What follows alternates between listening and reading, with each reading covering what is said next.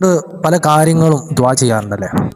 എന്നാൽ പ്രധാനമായും 4 കാര്യങ്ങൾ നമ്മൾ ദ്വാ ചെയ്യണം. ഒന്ന്, ആരോഗ്യത്തോടു കൂടി റബ്ബിന് വഴിപ്പെട്ട് ജീവിക്കാനുള്ള ദീർഘായുസ്.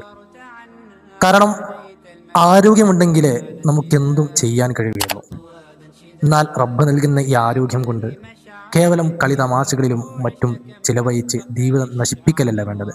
മറിച്ച് ഖുർആൻ പാരായണത്തിലും നിസ്കാരത്തിലും ദിക്ർ സ്വലാത്തുകളിലുമെല്ലാം മുഴുകാൻ നാം ശ്രമിക്കണം. എങ്കിൽ മാത്രമേ നമുക്ക് ലഭിച്ച ആയുസ് കൊണ്ടും ആരോഗ്യം കൊണ്ടും നേട്ടമുണ്ടാവുകയുള്ളൂ.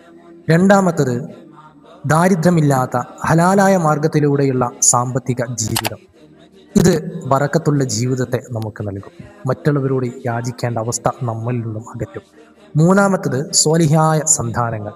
മക്കൾ നന്നായിട്ടില്ലെങ്കിൽ അതുകൊണ്ട് മാതാപിതാക്കൾക്ക് വളരെയധികം പ്രയാസങ്ങളുണ്ടാവും. അങ്ങനെ പ്രയാസപ്പെടുന്ന എത്രയോ മാതാപിതാക്കളുണ്ട്.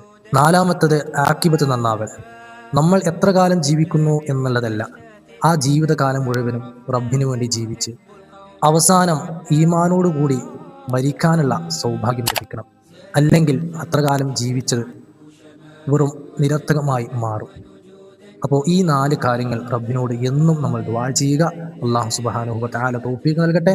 ആമീൻ യാ റബ്ബൽ ആലമീൻ.